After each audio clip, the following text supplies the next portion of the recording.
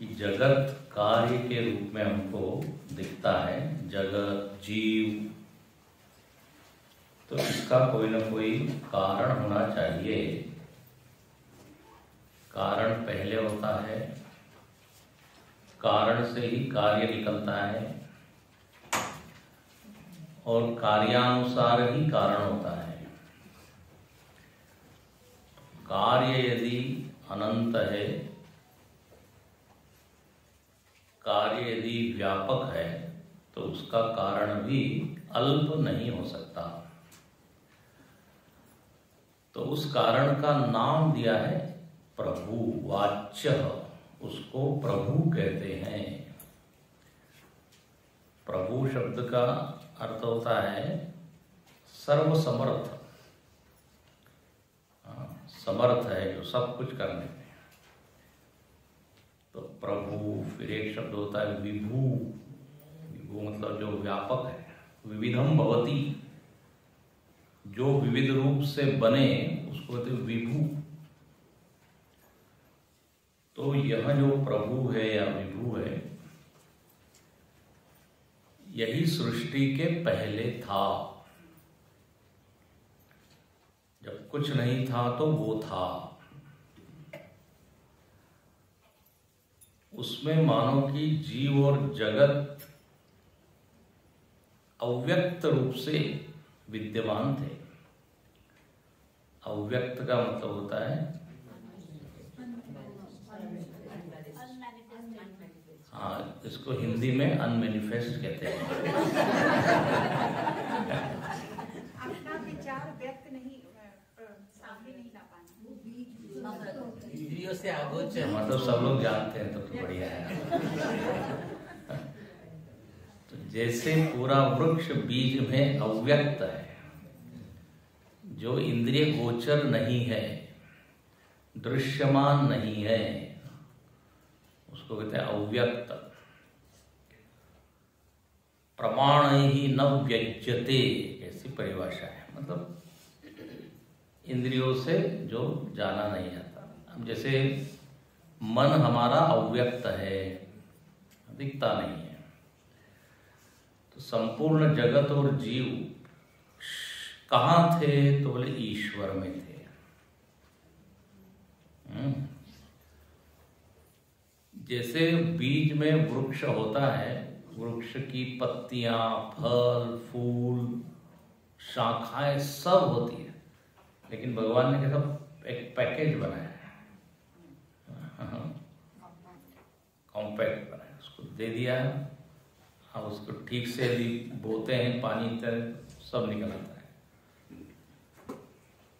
इसलिए कहते हैं बीजस्यांतरवांकुरो जगदिदम प्राण निर्विकल्पम पुनः। दक्षिणामूर्ति स्तोत्र में ईश्वर की व्याख्या की, तो 2-3 वहां उदाहरण दिए।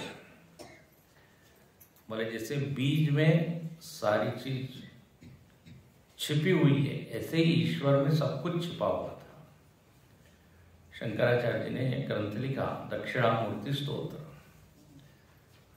तो उसमें ये वर्णन आया, बीजस्य इव अंतर अंकुरः, बीज में जैसे अंकुर छिपा हुआ है, ऐसे ही सृष्टि ईश्वर में। या फिर उन्होंने कहा मायावी इव, ईश्वर कैसा है? तो जैसे वो मायावी है। मायावी का मतलब होता है जादूगर। जैसे जादूगर के पास माया शक्ति होती है, उसके पास वो कला है, इसको आप कहते हैं कला, वो अपने में से ही क्या क्या चीजें निकालता है। ऐसी कोई लकड़ी घुमाता है, उसमें तो कबूतर निकल आते हैं, फिर घुमाता है, उसमें आम का पूरा पेड़ निकल आता है, फल भी लग जाता है, तो वो उसके पास शक्ति है। ऐसे ही भगवान के पास एक माया शक्ति है, उसके द्वारा वो जगत को व्यक्त करता है। मायावी इव विजृंभयत्यपि। तीसरा एक उदाहरण दिया, महायोगी इव, दक्षिणामूर्ति की बात कर रहा हूं। महायोगी, जो महायोगी रहते हैं वो भी अपने संकल्प से सृष्टि बना लेते हैं। जैसे विश्वामित्र जी ने अपने संकल्प से स्वर्ग की सृष्टि कर दी। त्रिशंकु राजा की इच्छा थी कि वो स्वर्ग में सदेह जाए, देह सहित जाए। वो कहाँ? स्वर्ग में। एक राजा था त्रिशंकु, लेकिन स्वर्ग वालों ने मना किया, बोले ये नहीं अलाउड है, देह आपको छोड़ना पड़ेगा तब हम आपको स्वर्ग में एंट्री देंगे। तो विश्वामित्र जी ने अलग अलग स्वर्ग बनाया, ऐसा कहते हैं। तो योग बल से, है ना, ऐसी कुछ कुछ रचनाएं संभव है। तो भगवान तो सारे योगियों का भी ईश्वर है, योगेश्वर है, योगीश्वर भी है। तो वह सृष्टि को अपने योग बल से करता है। तो उसको माया भी कहिए, योगी कहिए, बीज स्थानीय, बीज की तरह उसको कहिए। तो उसमें से ये जीव जगत प्रकट हुआ। हम लोगों ने चर्चा के लिए ये विषय दिया था कि जीव या जगत कोई और दूसरा कारण नहीं हो सकता इसे। अच्छा, दूसरी एक बात है, जगत में यदि आप देखें तो इतने सारे नियम हैं, अनंत नियम व्याप्त है। सूर्योदय का नियम, पृथ्वी घूमने का नियम, मौसम का नियम, गर्मी बढ़ने का नियम, बारिश का नियम, मतलब नियमों का एक जाल बिछा हुआ है। और सबसे बढ़िया बात है, वो नियम एक दूसरे को मदद करने वाले, काटते नहीं है, नहीं तो जीना मुश्किल हो जाएगा। नियम पूरक है। सूर्य से यदि पानी का क्या हो रहा है, वाष्पीकरण हो रहा है, तो बादल बनने के लिए, बादल बनने का नियम क्या है, तो बोले भाप बने। भाप कैसे बनेगा? तो सूर्य उसको उड़ाता है, मतलब गर्म करता है। तो ये सब नियम बहुत सारे हैं। गुरुत्वाकर्षण का नियम है। हम सब लोग अभी पृथ्वी पे बैठे हुए हैं क्योंकि एक बल है जिसने हमको खींचा हुआ है। और ये शंकराचार्य जी ने अपने भाष्य में लिखा हुआ है। हम लोग समझते हैं न्यूटन ने गुरुत्वाकर्षण बल की खोज की, लेकिन आपको मालूम है, ब्रेकिंग न्यूज आपको दे रहा हूं मैं। शंकराचार्य जी ने एक नाम दिया, बोले इस पृथ्वी में एक देवता है, वो हमको पकड़ के रखता है, जिसके कारण वस्तुएं ऊपर नहीं उड़ती, ऐसा उन्होंने लिखा है। अपने यहाँ पर बड़े बड़े खगोलविद, भूगोलविद हुए, वराहमिहिर, आर्यभट्ट इत्यादि, जिन्होंने सूर्य चंद्र की गति बिना टेलीस्कोप के नाप ली है। देखो वो लोग भी बता देते थे ना कब सूर्य ग्रहण होगा, कब चंद्र ग्रहण होगा, तो बिना अध्ययन के कैसे होगा? कैसे उन्होंने अध्ययन किया होगा, अद्भुत है। तो बात हम यहाँ ये कर रहे हैं कि बहुत सारे नियम हैं, बाहर अनंत नियम है, अपने अंदर बहुत सारे नियम हैं। रक्त संचार का नियम है, भोजन पचने का नियम है, सारा जो अंदर सिस्टम काम कर रहा है उसमें सब नियम है। मेडिकल साइंस क्या करता है, चिकित्सा विज्ञान उन्हीं नियमों को खोजता है कि किस कारण से कौन सा अंग काम करता है, कैसे वो जुड़े हुए हैं, रोग क्यों होता है, ये होने से ये रोग होता है। तो देखो इतने सारे यदि नियम है तो एक सवाल आता है, नियामक कौन है? यदि भारत का संविधान है और इतने सारे नियम बने हैं तो संविधान निर्माता भी रहे हुए, एक संविधान कमेटी बनाई गई उसको निर्माण करने के लिए, सब लोगों ने मिल के फिर वो नियम बनाए। तो अब अनंत नियम है और हम कहें कि नियामक कोई है ही नहीं, तो बोले आपको ये नियम मालूम नहीं है कि नियामक है तो नियम है तो नियामक होना चाहिए, ये भी एक नियम है। तो नास्तिक व्यक्ति यदि कह रहा है कि कोई है ही नहीं, तो बोले आप जरा फिर से विचार कीजिए, पुनर्विचार याचिका होती है ना कोर्ट में, पुनर्विचार कीजिए। जब विचार करेंगे तो ये निर्णय आएगा। तो अनंत ज्ञान वाला एक नियामक है, हो गया। अब वही सब कुछ बना हुआ है, ये दूसरा पॉइंट है। इस श्लोक में 2 पॉइंट बताए कि एक कारण है अनंत, और वो कारण ही क्या बन गया है, कार्य। उदाहरण दिया था, एक चित्र में अलग अलग दिखते हैं, वही एक ही वस्त्र होता है। इसका एक अच्छा उदाहरण दिया हुआ है दूसरा, जैसे ऊन होती है ना, ऊन, वुल कहते हैं मराठी में, लोकर, तो उससे ये बना हुआ है, क्या है, एक चित्र। अब एक बच्चे ने क्या किया, उसको खींचना प्रारंभ किया कोने से खींचना प्रारंभ किया तो हाथ में क्या आया, एक ऊन का गोला। जैसे से खींचता गया एक एक चीज लीन होती चली गई। सूर्य अस्त हो गया, पेड़ जो है गायब हो गया, बिल्डिंग टूट गई, रास्ता गायब, नदी सूख गई,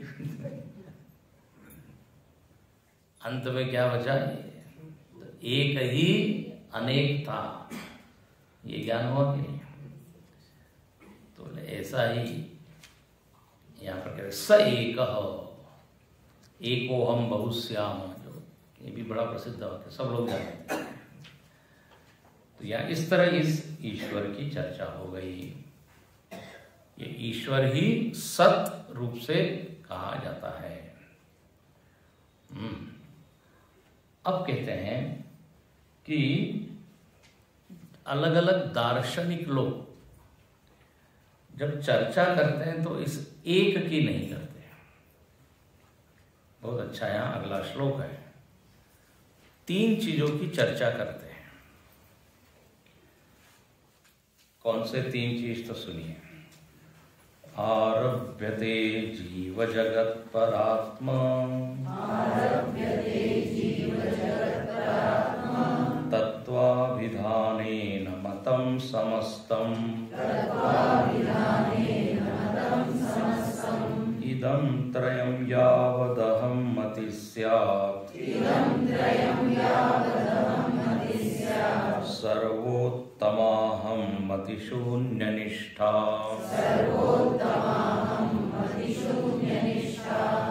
आरभ्यते जीव जगत् परात्मा, तत्त्वाभिधानेन मतं समस्तम्,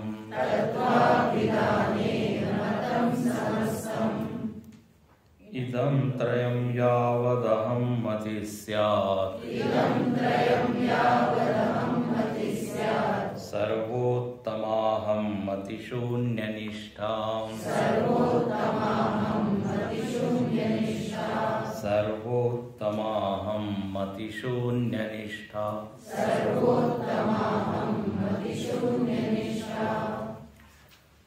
कहते हैं समस्तम मतम, जितने भी मत है। अब आप देखते हैं समाज में तरह तरह के मत हैं। ये जो मत है ना, ये मति से निकलते हैं। मति, बुद्धि, अपनी अपनी बुद्धि से एक एक मत। और एक मत मतलब जो चुनाव में जो मत देते हैं वो अलग है ना मत। वो भी खैर अपने मति से ही लोग मत डालते हैं। जिसकी मति कहती है ये अच्छा उम्मीदवार है तो वो मत होता है। लेकिन यहाँ कहते हैं मत, ओपिनियन, व्यू पॉइंट्स। तो जितने भी ये मत है, वैष्णव मत, शैव मत, जैन मत, बौद्ध मत, वेदांत मत, अलग अलग संप्रदाय भी उसको लोग बोल देते हैं। तो बोले ये सारे मत मतांतर जो है इनमें 3 विषयों पर ही चर्चा होती है। 3 तत्व है, जीव जगत परात्मा। जीव जगत जगदीश, बस कोई भी ग्रंथ आप उठा लीजिए, इन 3 विषय पर ही चिंतन है। सबसे पहले जगत, ये क्या है दुनिया, फिर दुनिया में जो मैं हूं वो कौन है, और इन दोनों को बनाने वाला कौन है ना? कोई होना चाहिए, तो जगदीश ईश्वर, तो जीव जगत ईश्वर भी कहते हैं। तो यही से चिंतन की क्या होती है, शुरुआत होती है। अब देखिए, चिंतन के लिए मन जो है ना वो खाली होना चाहिए। कौन करता है ये चिंतन? बड़े बड़े विचारक लोग, चिंतक लोग, जो लोग अपनी छोटी सी दुनिया में उलझे हो। ध्यान से सुनना, वो ये संसार का विचार कर सकते हैं क्या कि सूर्य कहाँ से आया और चंद्र कहाँ से आया? बोले हमको तो ये चिंता है कल भोजन कहाँ से आएगा। जिसका मन खाली है, ध्यान रखना, उपलब्ध है मन, विरक्त मन है, वह ये विचार करता है। जिसका मन धसा हुआ, फंसा हुआ, अटका हुआ, वो विचार नहीं कर सकता। बोले ये तो बाद में बात करेंगे, पहले तो दूसरी समस्या है, पहले उसके ऊपर विचार किया। अब यहाँ पे आप लोग प्रवचन सुन रहे हैं, ऐसा मेरा विश्वास है। यदि आपका मन अभी कुछ और बात का विचार कर रहा हो, तो ये कुछ विचार होगा क्या ग्रहण? अभी पूरा मन यहाँ चाहिए, एकाग्र, तभी थोड़ा बहुत कुछ अंदर जाएगा। तो श्रवण काल में मन उपलब्ध चाहिए, विरक्त चाहिए, मन शांत चाहिए, विषय में रुचि चाहिए। हम बोले अब आ गए तो बैठते हैं, देखते हैं क्या सुना रहे हैं। ऐसे आधे मन से सुनेंगे तो उसका रस नहीं आएगा, मजा नहीं आएगा। तो ये बड़े बड़े लोग जो है बिल्कुल मन को शांत एकाग्र करके फिर विचार करते हैं। और विचार का विषय क्या है? 3, जगत, जीव, ईश्वर। हम लोग प्राय जो विचार करते हैं वो रोटी, कपड़ा, मकान, इसके ऊपर ही हम लोग अभी फंसे रहते हैं। जिसका मन इससे थोड़ा ऊपर उड़ जाए, फिर वो तो जरा आगे का चिंतन करता है। तो कहना हमारा केवल इतना है कि चिंतन एक काफी गंभीर साधना है। तो ये दार्शनिक लोग, विचारक लोग इन 3 तत्वों पर विचार करते हैं। जगत कहाँ से आया, मैं कहाँ से आया। इसलिए शंकराचार्य जी भज गोविंदम में क्या बोलते हैं? कस्यतो कथ को हम कुत आयात कामे जननी उमे तात इति परिभावय सर्ववसा विश्वम त्यक्त्वा स्वप्न विचार। तो बोले मैं कौन हूँ, मैं, मेरी माता कौन है, पिता कौन है। 2 श्लोक है उसमें। कस्तम को ये तो बोल दिया,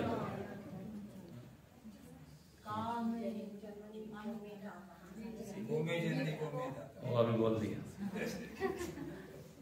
देखिएगा भज गोविंदम में 2 श्लोक है, उसमें ऐसे प्रश्न किया।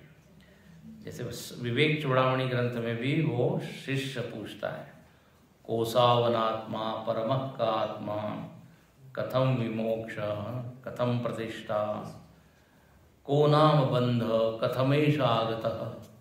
ये बंधन कहाँ से आया, ये दुख क्यों है, फिर ये दुख जाएगा कैसे, फिर आत्मा किसको कहते हैं, फिर अनात्मा किसको कहते हैं, ये सब आध्यात्मिक प्रश्न कहलाते हैं। कस्ते, ठीक है। तो इस तरह के ये प्रश्न आते हैं। अब यहाँ पे कहते हैं ये प्रश्न आते हैं तो फिर चिंतन शुरू होता है। देखिए, चिंतन के लिए प्रश्न होना बहुत आवश्यक है। समस्या जब आती है तभी व्यक्ति चिंतन या विचार करता है। Necessity is the mother of invention, ऐसा अंग्रेजी में कहते हैं। जरूरत होती है तभी फिर खोजना शुरू करता है कैसे बने। तो यहां पर 3 विषयों के ऊपर चिंतन हुआ। अब यहां रमण महर्षि बहुत बढ़िया बात कहते हैं, बोले जीव जगत ईश्वर, ठीक है, इसके ऊपर चिंतन शुरू होता है। लेकिन अच्छा, इसके ऊपर लोग चिंतन करके आपस में एक दूसरे का खंडन मंडन करते रहते हैं, ये सही है, ये गलत है, ऐसा है। लेकिन तीसरी पंक्ति में यहाँ भाष्यकार क्या कहते हैं, रमण महर्षि कहते हैं, इदम त्रयम यावद अहम मति स्यात्, ये मुख्य पॉइंट है। बोले ये तीनों की चर्चा तभी होती है जब पहले अहम मति हो। अहम मति का अर्थ है मैं जब अपने आप को कुछ मानता हूं तब जो है फिर जगत की चर्चा, ईश्वर की चर्चा। अहम्मति, आई थॉट, मैं कुछ हूं, जब मैं कुछ हूं ये मानता हूं तभी जाके क्या होगा, इन तीनों के ऊपर चर्चा होगी। जब अहम्मति ही नहीं है तो फिर ये तीनों की चर्चा नहीं होगी। अब जैसे उदाहरण, सुषुप्ति में अहम्मति नहीं होती है ना, सुषुप्ति को कहते हैं नींद। सुषुप्ति अवस्था का अनुभव आप सबको होता होगा, हो रहा है, ये नहीं बोल रहा हूं। तो जब सुषुप्ति का अनुभव होता है तो अहम्मति लीन हो जाती है। अच्छा, जब अहम्मति लीन हुई तो वहां पे जगत की कोई चर्चा होगी क्या? नहीं। ईश्वर नहीं, जीव नहीं कि अच्छा जीव है, बुरा जीव है, सात्विक है, तामसिक है। अहम्मति जहां समाप्त हो गई वहां तीनों के तीनों समाप्त हो गए। कोई बहुत गंभीर पॉइंट यहां पे बता रहे हैं। जैसे ही हम जागते हैं मैं हूं, मेरा भान होता है, फिर मैं हूं ये जागा, फिर ये मेरा घर है, फिर आज ये दिन है, फिर पूरा संसार आ जाता है। अहम्मति जब तक लीन है तब तक कोई संसार का भी अनुभव नहीं है। ट्रेन में एक व्यक्ति यात्रा कर रहा है, बहुत ऊंची जाति का कोई व्यक्ति, और कोई एक ऐसा ही बेचारा गरीब था, ऐसा अशिक्षित, पढ़ा अनपढ़, वो पास में बैठा है उसके। अब ये जो है ना बार थोड़ा दूर हो, अब बेचारा वो ठीक है। अब ट्रेन चल रही है। अब जब रात हो गई तो अब ये नींद आने लगी इसको। अब ये महाराज सो गए उसके ऊपर, हाँ, बड़े। अच्छा, जैसे ही उसको नींद टूटी एकदम उसने देखा, मैं इसको, अरे दूर हटो। उसने कहा महाराज रात भर आपने मेरे कंधे का उपयोग तकिए की तरह किया है। अब एकदम कहते तुम छोटे हो मैं बड़ा हूं, तुम। तो ये उदाहरण क्या बताता है, अहम्मति लीन हो गया तो जाति भेद, ऊंच नीच का भेद खत्म हो गया। जैसे ही वो जागा तो अहम्मति के ऊपर देखिए सब चीज गड़बड़ है। ये अहम्मति को ही आप क्या कह देते हैं व्यवहार में, ईगो बोलते हैं ना, अहंकार। तो तो यहां पर लिखते हैं कि ये अहम मति यदि शून्य हो जाए ना तो ये सबसे सर्वोत्तम स्थिति है। अहम बुद्धि रहित स्थिति ही सर्वोत्तम, सर्वोत्तमा अहम मति शून्य निष्ठा। अहम जागा नहीं कि त्रैत आया नहीं, इसको बोलते त्रैत। जगत मेरे से अलग है, मैं उससे अलग हूं, फिर एक ईश्वर अलग है। अच्छा, जहां ये त्रैत, त्रैत का ही और विस्तार कर दो, नानात्व, अनेकत्व, फिर हजार तरह की जाति, धर्म, फिर क्या प्रांत, भाषा, तू अलग मैं अलग, सब इस अहमति पर है। आई थॉट अहम को यदि शून्य कर दिया जाए तो बोले तब शांति शांति। अभी हम सब लोग यहाँ बैठे हुए हैं, कोई अलग अलग, हाँ सब लोग अलग अलग प्रांत से, अलग अलग भाषा से आए हैं। अब हम चाहते हैं कि सब में आपस में प्रेम हो, तो सबको अपना अपना अहम भुलाना पड़ेगा कि नहीं? कि मैं पंजाबी हूं, मैं गुजराती हूं, मैं तेलुगु हूं, मैं तमिल हूं, मैं महाराष्ट्रियन हूं, मैं, ये सब का अहम जो है ना वो कड़ा है। जितना अहम कड़ा होगा उतना भेद, वाद, झगड़ा, ये सब ज्यादा होगा। इसलिए अध्यात्म में क्या कहा जाता है, सारी साधना इस अहम मति को शून्य करने के लिए। कर्म योग, भक्ति योग, इसमें क्या कहा गया, हम सब भगवान के सेवक हैं। सब में क्या भाव हो जाए, हम सब दास है, सेवक है। तो कौन ऊंचा कौन नीचा हुआ, एक कॉमन हो गया ना। हम सब भारतीय है, यदि हम सबका अहम ये हो जाए तो फिर देखिए, फिर भाषावाद, प्रांतवाद, जातिवाद सब गया। इसलिए देखो, नींद में सब एक हो जाते हैं, नींद में सब एक जैसे होते हैं। नींद का सबका अनुभव एक जैसा है कि वहां कोई भी ऊंचा नीचा बड़ा नहीं, अहम नहीं है। अच्छा, तो बोले कि हम सोते ही रहे फिर हमेशा, मतलब तब फिर शांति शांति रहेगी। ये तो कोई व्यावहारिक ये नहीं हुआ। तो इसका उपाय ये है कि ये अहम मति सच है क्या, जरा इसको विचार करें। अहम जो हमने अपने आप को माना है कि मैं ये हूं वो हूं, ये अहम मति ध्यान रखना सापेक्ष है। सापेक्ष का मतलब होता है रिलेटिव। ये परम सत्य नहीं है जो मैंने अपने आप को माना है। मैं महाराष्ट्रियन हूं, ये परम सत्य नहीं है। भाषा से जोड़ के जब मैं अपने आप को देखता हूं तो मैं अपने आप को कहता हूं मैं महाराष्ट्रियन हूं, गुजराती हूं, है कि नहीं? भाषा को हटाओ, फिर ऐसे ही आप हर संदर्भ को हटाइए हटाइए हटाइए, तब ये अहम आपका लीन लीन लीन होते जाएगा। तो जब तक ये ईगो या अहम रहेगा तब तक भेद बना रहेगा। तो फिर जगत भी अलग, सब कुछ अलग अलग है। इसलिए रमण महर्षि बार बार क्या कहते हैं, आप अपने ऊपर विचार करो, और जब इस अहम के ऊपर विचार करोगे तो आपको मिलेगा एक सत्य, और उस अस्तित्व में न कोई जाति है, न कोई धर्म है, न कोई मत है।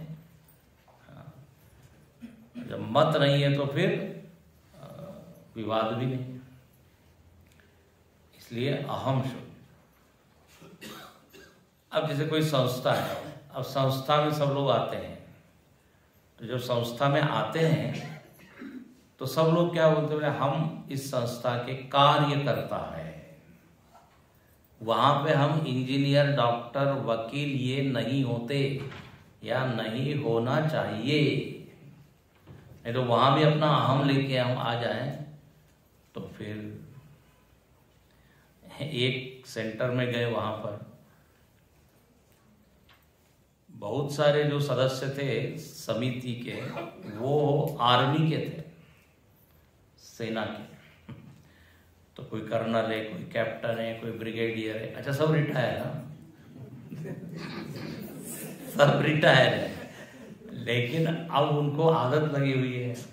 तो अब वो ब्रिगेडियर साहब आए तो अब ये बेचारा नहीं, वो ब्रिगेडियर, अरे अब वो हो गया, अब सेना में जब थे तब, अभी यहाँ कुछ नहीं है, अभी सब हम गुरुदेव के सेवक हैं, लेकिन अब वो अहम अभी भी पकड़ के बैठे हुए। तो फिर शांति नहीं है, फिर तनाव है, ऊंच नीचे। तो यहां लिखते हैं सबसे बढ़िया निष्ठा क्या है। निष्ठा का मतलब यहां पर सबसे अच्छी स्थिति, सर्वोत्तमा स्थिति यह है कि अहम मति शून्य। नींद में सबको शांति इसीलिए मिलती है क्योंकि अहम मति हमारी वहां लीन हो जाती है। तो जागृत में हमको इस ईगो या अहम को कम करना है। और यह अहम कम कैसे होगा? विचार से। विचार से यह अहम जो है ना शिथिल होता है, ढीला होता है, और आत्मज्ञान से तो यह अहम पूरी तरह से समाप्त ही हो जाता है। तो पहले शिथिल करो, इसलिए कर्मयोग की साधना है। कर्मयोग में क्या है कि मैं भगवान का सेवक हूं, मैं करता नहीं हूं। ध्यान रखना, मैं कौन हूं? सेवक हूं, दास हूं। जैसे ही आप बोलते हैं मैं दास हूं, सेवक हूं, अहम शिथिल हो गया कि नहीं? ढीला हो गया कि नहीं? सेवक शब्द आते ही विनम्रता का भाव जागता है। अंग्रेजी में बोल ही देते हैं अहम हम्बल, क्या सर्वेंट, उसके बाद हम्बल, हम्बल मतलब विनम्र, मैं एक विनम्र सेवक। तो अहम मति शून्य। तो जब तक यावद अहम मति स्यात् तावत् त्रयम, ये तीनों की स्थिति रहेगी, जीव जगत और ईश्वर।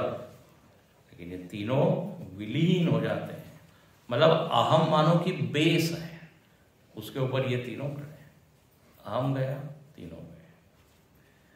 हाँ, अब इसी के ऊपर भगवान रमण महर्षि एक और श्लोक लिखते हैं। कहते हैं देखिए, लोग अपने मत को पकड़ के रखते हैं और आपस में विवाद करते हैं। सत्यम मृषा वा चिदिदम जड़म वा, दुःखम सुखम वेति मुधा विवादः, अदृष्टलोका निरहं प्रतीतिः, निष्ठा विकल्पा परमाखिलेष्टा, सत्यं मृषा वा चिदिदं जडं वा,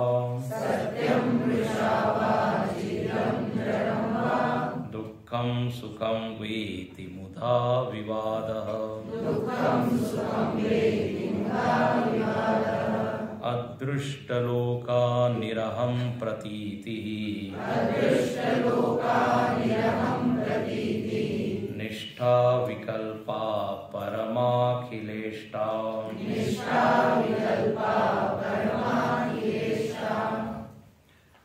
कहते हैं लोग विवाद करते हैं। विवाद किस बात को लेके? तो बोले जगत को लेके। विवाद के बहुत सारे विषय हैं। अब यहाँ सामान्य विवाद की बात नहीं कर रहे, सास बहू का विवाद वो नहीं, विवाद भी थोड़ा ऊंचे लेवल का हो। तो यहाँ पर कहते हैं कोई कहता है जगत सत्य है, एक मत वाला क्या कहता है? जगत सत्य है। दूसरा कहता है नहीं नहीं मृषा, जगत कैसा है? मिथ्या है। अच्छा, अपने अपने मत को स्थापित करने के लिए अपने अपने तर्क देते हैं, युक्ति, क्योंकि बिना तर्क के तो विवाद होता नहीं, मतलब चर्चा होती नहीं।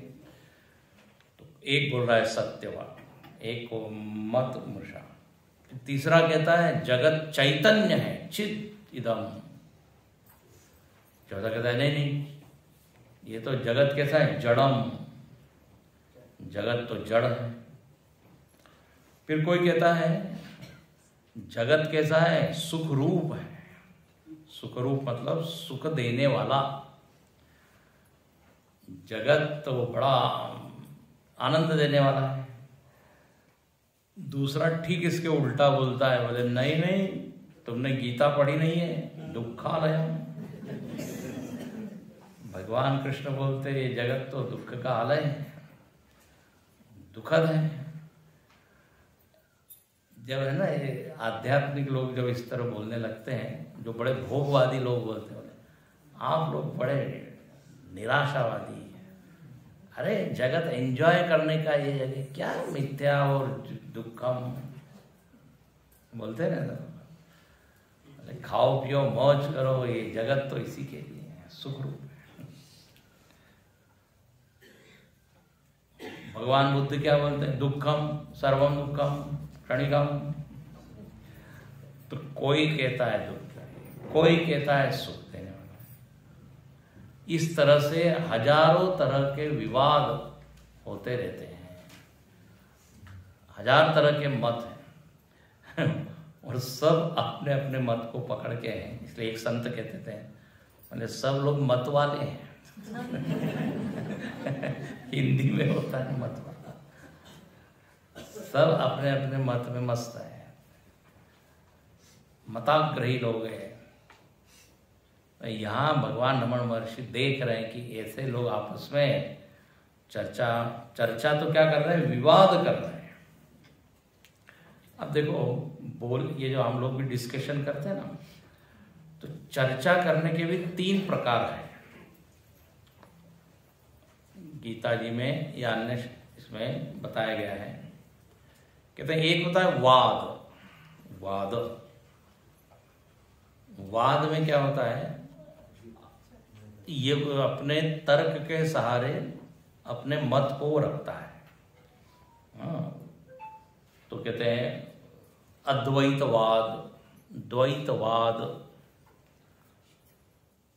तो ये बोलने का एक तरीका है, उदाहरण के सहित, तर्क के सहित वो सामने अपने सिद्धांत को रखता है।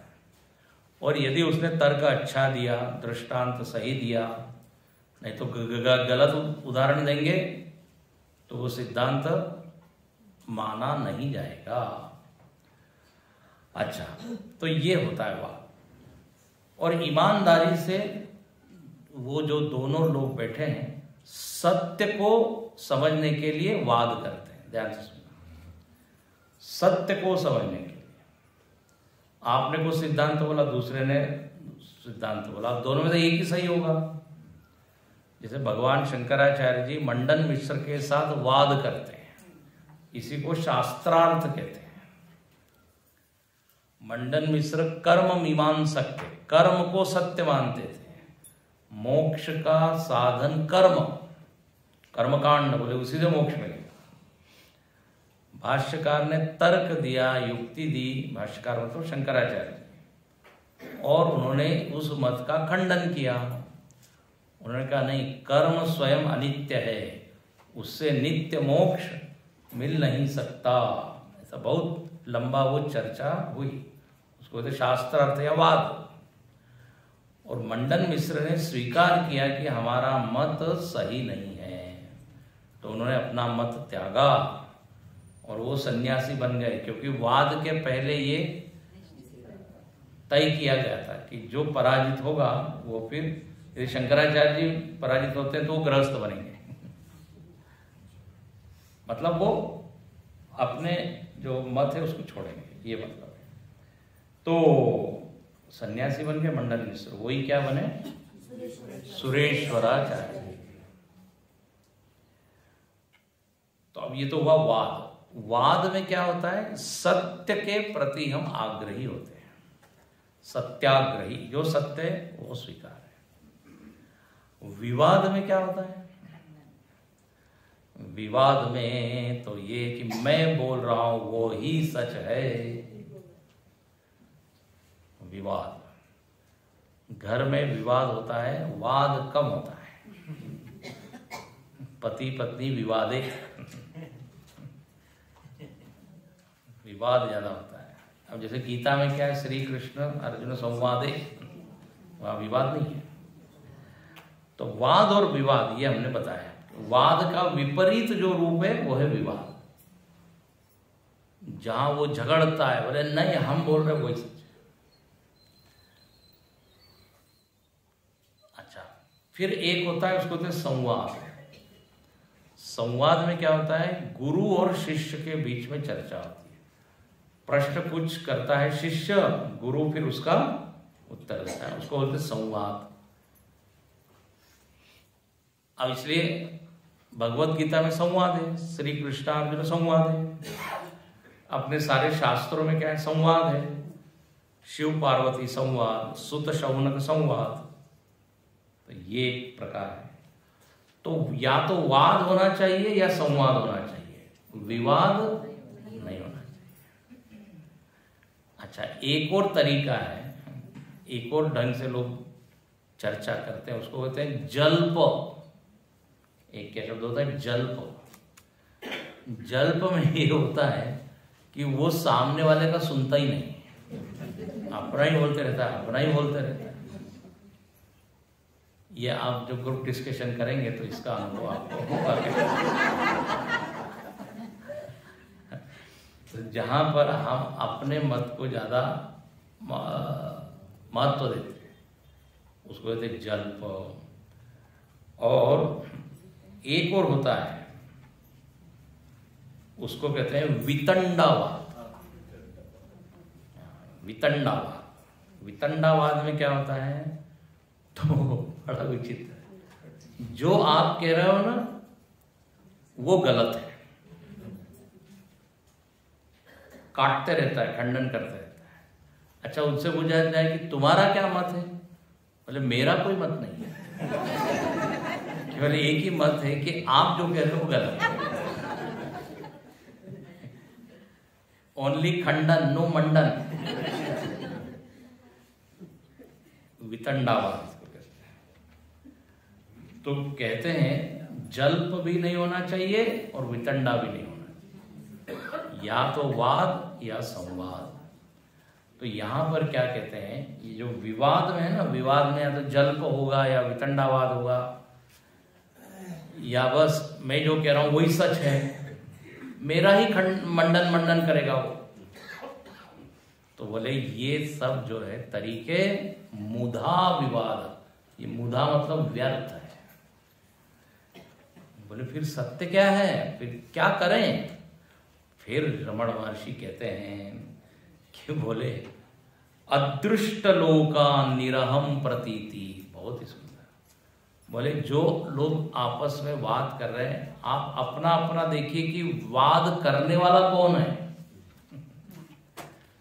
विवाद करने वाला कौन है। जब अपने अपने स्वरूप को हम देखेंगे तो सारा विवाद ही क्या हो जाएगा, लीन हो जाएगा। ये वाद विवाद खंडन मंडन कब है, जब हमने अपने आप को एक कुछ अलग माना हुआ है। आप जब आप सत्य को देखोगे तो वहां पर कोई विवाद है नहीं। फिर देखो बार बार कहां ले जाते हैं, उसी हम कबीरदास जी से कोई वाद विवाद करने गया, बोले हम आपसे शास्त्रार्थ करना चाहते हैं। उन्होंने कहा मैं स्वीकार करता हूं मैं हार गया। क्योंकि हार और जीत और ये वाद विवाद सब बुद्धि की लड़ाई है। आप बुद्धि से परे जाके देखें तो वहां एक अद्वितीय सत्य आपको मिलेगा। कितनी बढ़िया बात है। तो मुधा विवाद आगे देखेंगे। करो सत्यम मृषा वा चिदिदम जड़म वा दुखम सुखम वा मुधा विवाद। अगली दो पंक्ति में उसी अहम वृत्ति को शून्य करने के लिए कि जो वाद विवाद कर रहा है वो कौन है, वो सच है क्या, पहले उसके ऊपर सोचें। इसलिए हर श्लोक किधर की ओर ले जा रहा है, अपनी ओर सत्य। यही है सददर्शन।